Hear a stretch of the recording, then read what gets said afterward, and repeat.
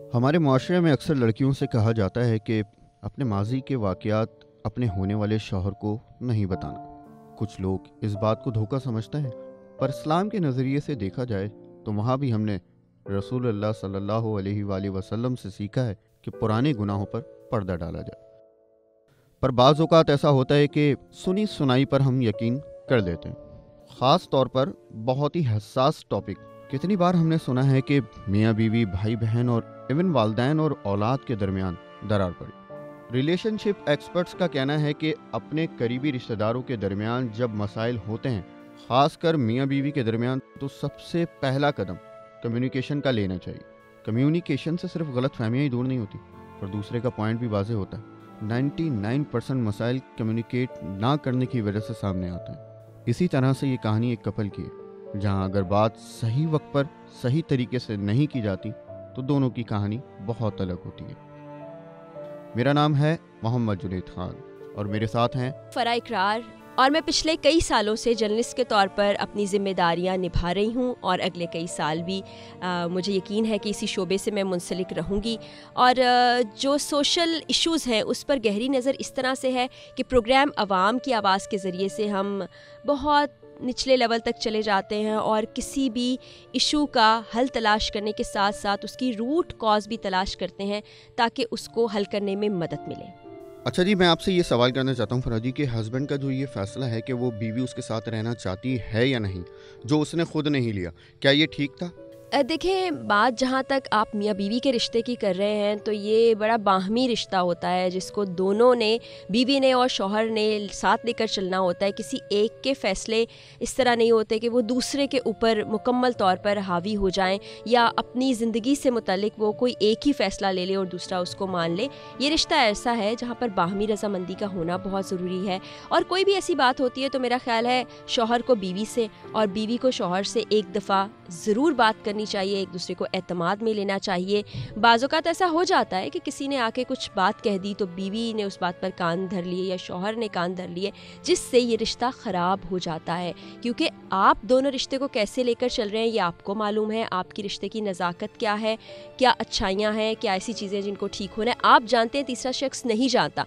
तो मेरा ज़ाती ख़्याल ये है कि एक दूसरे से चीज़ों को डिस्कस करना बहुत बेहतर है और एक दूसरे को एतमाद में लेना बहुत ज़रूरी है। ख़ुद से फ़ैसला कर लेना कभी कभी गलत हो जाता है। जब शादी होती है तो दोनों एक दूसरे के लिए अनजान भी होते हैं। लव मैरिज की मैं बात नहीं कर रहा, अरेंज की बात कर रहा हूँ। अच्छा, यहाँ पर क्या बीवी को अपने पास्ट के बारे में, जो एक नई नवीली दुल्हन है, उसको अपने पास्ट के बारे में अपने हस्बैंड से तमाम बातें करनी चाहिए या नहीं, जो उसके पास में हुआ हो, अगर वो कहीं इन्वॉल्व हो, या बहुत सारी ऐसी बातें होती हैं, इस बारे में बताइएगा कुछ। जिस माशरे में हम रह रहे हैं या जो दौर अभी चल रहा है उसमें अगर हम ये कहें कि जिससे शादी होने जा रही है उसके साथ आपका पहला रिश्ता कायम हुआ, तो बाज़ औक़ात बल्कि बहुत सी जगहों पर ये गलत साबित होता है।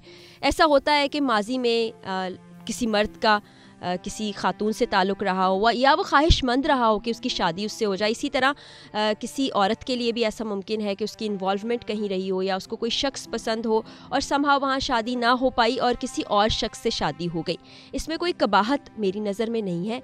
हाँ, ये ज़रूर करना चाहिए। ऐसा नहीं है कि शादी के दिन आप बैठें और पुरानी सारी बातें डिस्कस कर लें और बता दें, लेकिन वक्त गुजरने के साथ साथ, कुछ अरसा गुजरने के साथ साथ आपको अपने माजी के बारे में अपने लाइफ पार्टनर को बताना ज़रूर चाहिए, क्योंकि कोई और शख्स उसको किस रंग में, किस तरीके से उन तक पहुँचाए या वो बात किस तरह से उनके जहन पर असरअंदाज हो, ये ज़रा मुश्किल है। तो आप खुद उनको अपने तरीके से समझा बुझा के बताएंगे तो मेरा ख्याल है कोई भी समझदार शख्स उसको बासानी समझ जाएगा। हम अपने रिश्ते में किसी थर्ड पर्सन की बात को सुनकर फिर अपने रिश्ते को थोड़ा सा ख़राब करते हैं, तो यहाँ सवाल पैदा होता है कि मियाँ बीवी के रिश्ते में भी, जो कि एक बहुत ही अच्छा रिश्ता होता है, इस रिश्ते के बीच में हम किसी थर्ड पर्सन की बात सुनकर क्या अपना रिश्ता ख़राब करना चाहिए? एक इम्पॉर्टेंट बात मैं ये कहना चाहूँगी कि पहले तो आप ये देख लें कि वो थर्ड पर्सन है कौन। एक थर्ड पर्सन ऐसा होता है जो आपका खैर खा हो और वो बात आपको इस अंदाज में बताता है जिससे वो आपके रिश्ते पर असरअंदाज नहीं होती। एक थर्ड पर्सन ऐसा होता है जो शायद आपका खैर खा ना हो या वो उतनी दूर अंदेशी से चीज़ों को ना देखता हो जैसे आप दोनों अपने रिश्ते को देख रहे हैं। तो पहले आपको ये फ़ैसला करना है कि जो शख्स आपको कुछ बता रहा है आपके लाइफ पार्टनर के बारे में, उस पर कितना ज़्यादा एतमाद किया जाना चाहिए। और लेट्स सपोज अगर आपने उसकी बात सुन भी ली और आपको लगता भी है कि उसकी बात में कोई सदाकत है या वो शख्स ठीक कह रहा है, तब भी आपका ये फ़र्ज़ बनता है कि आप सबसे पहले जाएं और अपने लाइफ पार्टनर से उस बात को डिस्कस करें, और बिल्कुल ठंडे दिमाग के साथ। ये नहीं कि आपको किसी ने आके कोई बात बताई, आप आग बगोला हो गए और आपने फ़ौरन रिएक्ट कर दिया। आप जाएं, डिस्कस करें, जानें, और हो सकता है आपको तस्वीर का एक रुख दिखाया जा रहा हो और दूसरा रुख आप जानते ही ना हो, जो कि शायद आपका लाइफ पार्टनर आपको बेहतर बता सकता हो। अक्सर व बेशतर मैंने देखा है, जो मेरी दोस्त हैं वो अगर कहीं इन्वॉल्व होती हैं या उनका कहीं अफेयर या लव हो, तो वो अपनी वालदा से, अपनी माँ से, अपनी मम्मा से ज़रूर इस बात को शेयर करती हैं, या नहीं बताना चाहिए पेरेंट्स को।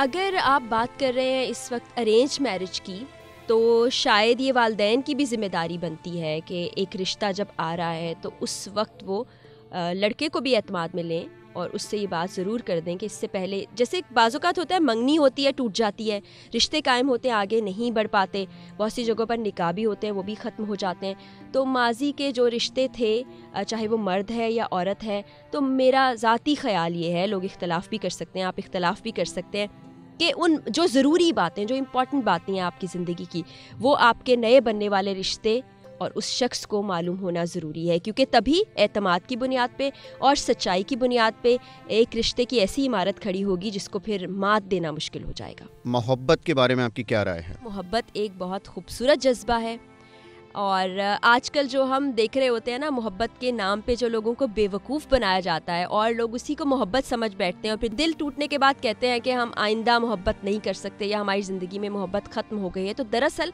वो मोहब्बत होती ही नहीं है, आपका गलत तजर्बा होता है। मोहब्बत आप अपने वालिदैन से भी करते हैं, आप अपने शौहर से भी करते हैं, आप अपने बच्चों से, बहन भाइयों से भी करते हैं, और कोई शख्स भी आपकी ज़िंदगी में ऐसा हो सकता है जिससे आपको मोहब्बत हो जाए और आप चाहें कि वो आपकी ज़िंदगी में शामिल हो और हमेशा ज़िंदगी गुजारें। वो होती है सच्ची मोहब्बत।